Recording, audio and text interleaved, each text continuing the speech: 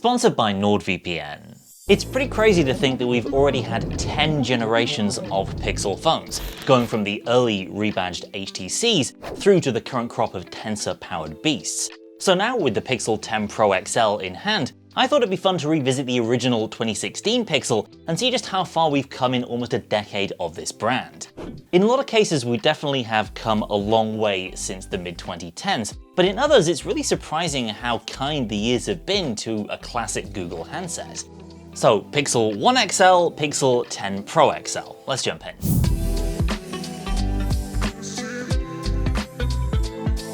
So in our iPhone 17 Pro video recently, I talked about how I hope we'll see a new glory age of metal phones pretty soon. And that's partly thanks to spending some time reacquainting myself with the classic industrial design of the 2016 Google Pixel XL. There's something about the chamfers on the front and the comfortably curved sides and the tactility of that brushed aluminium that just feels right. This hardware was a collaborative effort between Google and HTC, which was still very much in the high-end phone market in 2016, with its own HTC 10 handset released earlier that year. HTC handled manufacturing as an ODM, Google led the design and the software. And the HTC of this era was more than capable of turning out jaw-dropping metal phone designs. Officially though, this was the phone by Google, and a clean break from the old Nexus phone program, which saw Google work with a different manufacturer every year to bring about a co-branded Android phone to showcase new Android software versions. One of the best things about owning a Pixel is you're always first in line for those Android updates and security fixes. But there's more to security than just your patch level. Security and privacy threats are more common and more dangerous than ever before, and that's where this video's sponsor comes in. NordVPN is the best VPN service for online security, and now you can get up to 77% off a 2-year plan plus 4 months for free. Nord is one of the fastest VPNs in the world, with speeds of up to 6,700 megabits per second. It adds an extra layer of protection to your daily internet use by encrypting your traffic, shielding your online activity from hackers and snoopers, especially useful if you travel or use public Wi-Fi a lot. And you can appear as if you're virtually anywhere in the world with servers in over 126 locations. NordVPN also comes with an integrated anti-malware tool and continuous dark web monitoring, so you should know about any leaked credentials before the bad guys do. A single plan covers 10 devices with all major platforms supported, so head to nordvpn.com/xda to get up to 77% off a 2-year plan plus 4 months for free. Thanks to Nord for sponsoring, now back to the video. In terms of physical size, there's not a huge difference between the 2016 Pixel and its 2025 counterpart. The OG Pixel XL will probably be considered a mid-sized gadget these days. Big phones were already big in the mid-2010s, but what you really notice is a substantial difference here in weight and also thickness. Phones really have become pretty chonky over the past decade, through a kind of reverse salami slicing effect of slowly adding a few millimeters with every year. Bigger batteries and 5G definitely haven't helped here, but perhaps the current trend towards super thin options like the S25 Edge and iPhone Air aren't surprising when you consider the sheer girth of the modern flagship smartphone today versus a decade ago. Around back, it's a pretty clean affair on the OG Pixel. Newer phones like the 10 Pro XL are built around their giant camera modules, but the original has just a single 12 megapixel lens without even optical stabilization. More on that a little bit later. And the dual tone back is split between a glass window up top, partly a design feature, partly to help with signal reception, and the bare brushed metal down below. A metal body naturally means no wireless charging. You charge your OG Pixel over a wire at a standard for the time 18 watts. And although the Pixel 10 is the more colourful of the models I'm showing off here, the first gen did also come in a very striking really blue colourway that still looks fantastic alongside today's Pixels. Biometrics are one area that has advanced in leaps and bounds since 2016. As such, there is of course no face unlock in the older Pixel. The Pixel imprint fingerprint sensor around back, though conveniently placed for an index finger, is slow compared to the 10 Pro's in-screen ultrasonic dealie. And obviously, you can't use it when the phone is laid flat, which is an additional inconvenience. I do think the hand feel of the first Pixel is pretty much superior to anything you'll find in a modern phone today, but the front face is where this thing really starts to show its age. Since we've got the white silver version of the Pixel XL here, its screen is framed in a white border, which looks fine in renders but is absolutely toxic to daylight visibility. And yeah, just the fact that you have large vertical borders like this gives the impression of a ton of dead space compared to a modern edge-to-edge panel like the current Pixels, even though the 10 Pro isn't exactly outstanding in its screen-to-body ratio. As you'd expect, it's no contest in terms of things like brightness and refresh rate either. Though what I will say is for a 60Hz panel of this age, the old Pixel still felt pretty slick and responsive to me in my time with it. And that's in no small part thanks to that legendary Pixel software. The Pixel and Pixel XL launched as Google was still figuring out what a Google phone was supposed to be. Nexus phones like the 6P that preceded the Pixel One typically ship with a very bare bones version of Android, with that clean, bloat-free experience really being a lot of the point of buying a Google handset back in the day.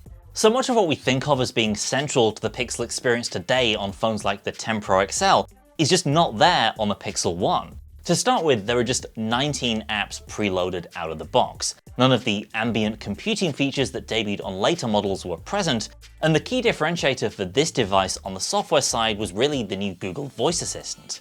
Assistant seems pedestrian today and in fact is in the process of being retired in favor of Google Gemini, but at the time its voice recognition was breakthrough level tech. You didn't just shout queries at it like you did the old Google Voice Search, you could interact with it almost like you would another person. And although the intelligence behind it was far from that of the modern LLMs powering Google Gemini, it was a level of human-computer interaction that felt new and exciting, and to begin with, it was Pixel exclusive. By comparison, the Pixel 10 Pro XL is an AI Disneyland, with things like Pixel Studio for artistic creations, the LLM-equipped Pixel Screenshots app, and a decade's worth of Google Photos AI features, to say nothing of the AI capabilities now built into the camera app itself, like ProRes Zoom and Video Boost. Curiously though, the original Pixel does still have one thing going for it thanks to an early promotion by Google. To this day, you can still back up full-res photos from an OG Pixel without them counting towards your storage quota. This has stuck around even many years after the phone's official support ended, with some folks on Reddit even funneling photos from other phones through their old Pixel so that they're stored for free. But yeah, even on the most recent Android 10 firmware for this device, it is a bare bones experience out of the box. Likewise, in terms of software design, there's not a whole lot to see here, with the main visual flair coming from some exclusive live wallpapers. We're still in material design 1.0 territory here. It's all very flat and arguably even a little clinical, without the added curves, color, and typographic flair of 2021's Material U. If you're interested in learning more, then check out our video on material design through the years to see more on how things have changed. In a weird way, neither of these phones are really all that impressive in their raw performance. The Tensor G5 in the new Pixel benchmarks well below its contemporaries, lacking cutting-edge graphics features like ray tracing. Instead, this year it's more about efficiency and the updated TPU that helps with impressive AI features like ProRes Zoom. It's a slower chip on paper, but in real-world use, it holds its own. The first Pixel's choice of hardware reflects its status as a Google phone of a different era. Its spec sheet is built around off-the-shelf components, starting with its Snapdragon 821 processor, a standard late 2016 chip. No Tensor, no custom silicon anywhere in this product. It was still a year away from the Pixel Visual Core in the Pixel 2, which was Google's first custom co-processor for a smartphone and an early ancestor of the current Google Tensor chips. Similarly, 4 gigs of RAM was standard for the time, and 32 gigs was a little on the low side, though with free Google Photos backup easier for folks to swallow. It's a far cry from the 256 that now comes as standard on the current Google flagship. It also just shows that although this was the first big deal Google smartphone, it wasn't really differentiated by its hardware. And even the software features that made it stand apart were pretty thin on the ground. The real unique selling point for this first Pixel, besides the novelty factor, was the clean Google software in a world of bloat and cruft, fast updates to newer versions in an age of glacial update timelines, and of course the legendary Pixel camera powered by HDR+. HDR+ dates all the way back to the Nexus 5 in 2013, and even further through Google Glass if you want to get really technical. But it came into its own on the Nexus 6P in 2015, because that phone's image sensor was finally large enough to get really great results with this multi-frame technology. So yeah, HDR+ was Google's special version of multi-frame processing, capturing multiple photos at once at different exposure and ISO levels then stitching them back together into one superior shot that could capture the color and detail from the highlights all the way through to the shadows. Now, I took so many photos on my Pixel XL back in 2016 and 17. I really love this camera. HDR Plus was a standout feature that elevated the Pixel's pictures above anything the competition could do at the time. But using it today, it's remarkable how restrictive this camera feels. First, for semi-obvious reasons, right? It's a single rear camera with a very limited zoom range. No ultra-wide, no telephoto, beyond the digital crop from your primary. So unless you're shooting in a very specific field of view, it's no go. Using this camera again in 2025 made me realize how much we take multi-camera setups in smartphones for granted. Even in phones that have fewer than 3 rear shooters, the larger sensor sizes we get today and improved processing mean you can zoom up to around 4 or 5 times and still get a decent looking shot, as with Samsung's S25 Edge. Still, compared to its 2016 contemporaries, the Pixel camera was a rock star. Where others took dull, grainy, overexposed or blurry pictures, the Pixel captured more of the essence of the shot thanks to HDR+. It's a camera I use to capture everything from dimly lit pets to scenic vistas and airplane window shots to product photos of some of its rivals. One feature missing at launch was Google's now legendary night sight shooting mode, a staple in modern Pixels like the 10 Pro that first debuted on the Pixel 3. But good guy Google did eventually port back night sight from the Pixel 3 all the way back to the Pixel 1 in 2018. Swapping back to the Pixel 10 Pro XL and comparing some shots though, although the OG Pixel images are definitely serviceable and actually surprisingly capable in some backlit shots like this one, the added decade of sensor and processing improvements you get with the current Pixel is clear to see. In everything from dynamic range to colors to fine detail, the multi-generational advantage here is obvious.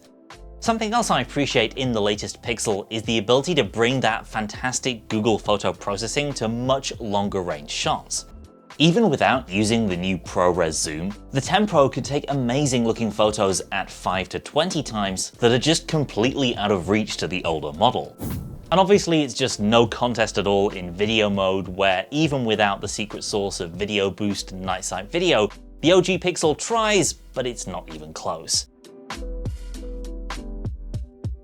Google has undoubtedly come a long way from Pixel 1 to Pixel 10 Pro. For one thing, the Pixel specifically and Google hardware more generally is now a much wider product range than it was a decade ago. There are now Pixel watches, tablets, earbuds, and more. The Pixel 1 shows Google at the start of a journey, building on what it knew from its Nexus phones without much of a clear path ahead in how it would differentiate the Google phone. If you strip away Assistant and the HDR+ camera, what you had was a pretty run-of-the-mill high-end Android phone that a lot of other companies could have cobbled together. That said, there's no denying the really solid industrial design and phenomenal hand feel of this 2016 classic, something I actually prefer compared to the way a lot of modern smartphones feel. It'd take successive generations to introduce the focus on ambient computing, things like Now Playing for background music ID, and eventually more AI stuff starting with the Pixel 3 and Pixel 4, giving folks a more concrete idea of what Google could bring to a phone that its competitors couldn't.